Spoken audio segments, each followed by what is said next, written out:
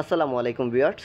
সঠিক নিয়মে কিভাবে টিক কালার মিক্স করতে হবে এবং কি কালার লাগে এবং কিভাবে সঠিক নিয়মে টিক কালারটা মারতে হবে এই বিষয় নিয়ে আজকের ভিডিওটা। তো ভিডিওটা সবাই না টেনে শেষ পর্যন্ত দেখবেন। ভিডিওটি যদি ভালো লেগে থাকে অবশ্যই লাইক কমেন্ট শেয়ার করে দিবেন।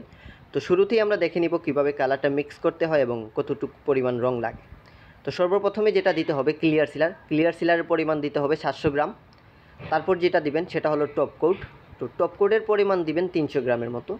তো যে কোনো পার্সেন্ট টপ কোটটা দিতে পারেন, যে কোনো পার্সেন্ট টপ কোট দিবেন, পরিমাণ কিন্তু 300 গ্রামই থাকবে আর ক্লিয়ার সিলারের পরিমাণ থাকবে 700 গ্রাম। তো ভিডিওটি যদি আপনাদের কাছে ভালো লেগে থাকে বেশি বেশি করে লাইক কমেন্ট শেয়ার করে দিবেন এবং আপনি যদি আমার ইউটিউব চ্যানেলের নতুন দর্শক হয়ে থাকেন অবশ্যই আমার চ্যানেলটিকে সাবস্ক্রাইব করে পাশে থাকা বেল আইকনটি প্রেস করে দিবেন এবং নোটিফিকেশনটি অল করে রাখবেন। ক্লিয়ার সিলার টপ কোট দেওয়ার পর 1 লিটার দেওয়ার পর যেটা দিবেন সেটা হলো 446 থিনার। তো 446 থিনারের পরিমাণ হবে 2 লিটার। তারপর যেটা দিবেন সেটা হলো হার্ডনার। তো হার্ডনারের পরিমাণটা দিতে হবে 600 গ্রামের মতো, কারণ 600 গ্রাম থেকে যদি একটু কম দেন 500 গ্রামের মতো যদি দেন তাহলে কালার শুকাইতে একটু লেট হবে। তো লেট যাতে না হয় তার কারণে 600 গ্রাম হার্ডনারটা দিয়ে দিবেন। 600 গ্রাম হার্ডনার দিলে ভালো হয়, তাড়াতাড়ি শুকিয়ে যাবে এবং কালারের ফিনিশিংটা ভালো থাকবে। তো সিলার থিনার টপ কোট দেওয়ার পর হার্ডনার দেওয়ার পর যেটা দিবেন সেটা হলো টিক কালার।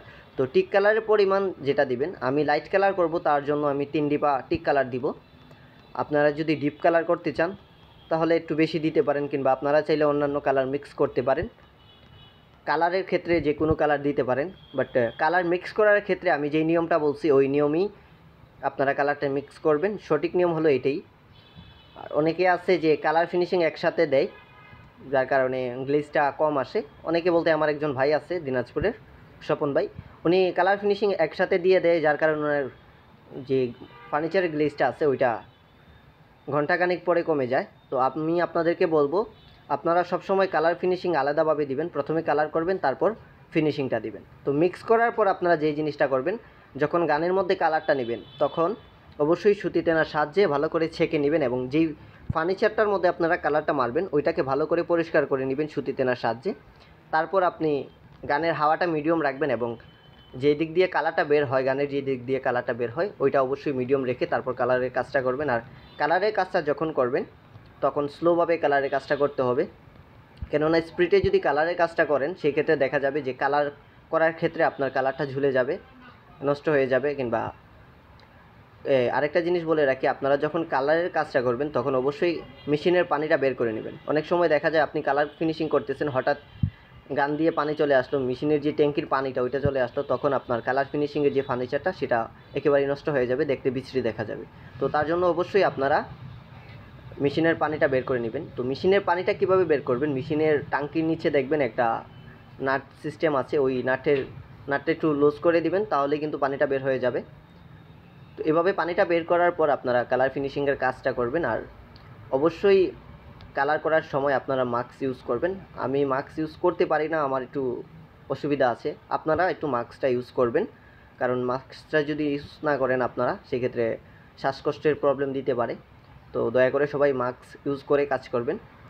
আমি করতে পারি না কারণ আমার একটু প্রবলেম হয়, তাই আমি মাস্কটা ইউজ করতে পারি না। তো আপনারা একটু সতর্কভাবে কাজ করবেন এবং ভিডিওটি যদি আপনাদের কাছে ভালো লেগে থাকে অবশ্যই কমেন্টে জানাবেন কেমন হয়েছে আজকের ভিডিওটা। আর বেশি বেশি করে শেয়ার করে দিবেন, কারণ আপনার একটা শেয়ারে কিন্তু আরও 10 জন দেখতে পারবে, 10 জন দেখে বুঝতে পারবে, শিখতেও পারবে এবং আমাদের চ্যানেলের কিছুটা উপকার হবে, ভিউজ আসবে এই ভিডিওটায়।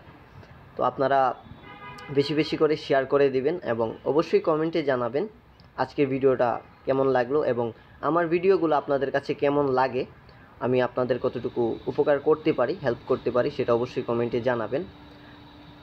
আর টিক কালার বিষয় নিয়ে আমার অনেকগুলো ভিডিও আপলোড দেওয়া আছে, ভিডিওর লিঙ্ক ডিসক্রিপশনে দেওয়া আছে, আপনারা চাইলে ওই ভিডিওগুলোও দেখতে পারেন। কিংবা অন্যান্য কালার মিক্স করার ক্ষেত্রে, যেমন ধরেন ব্ল্যাক কালার, তেঁতুল বিচি কালার, এগুলো কীভাবে মিক্স করতে হয় এই বিষয় নিয়েও কিন্তু আমার ভিডিও অলরেডি আপলোড করা আছে, আপনারা চাইলে দেখে আসতে পারেন। আর লিঙ্কটা ডিসক্রিপশন বক্সে দেওয়া আছে।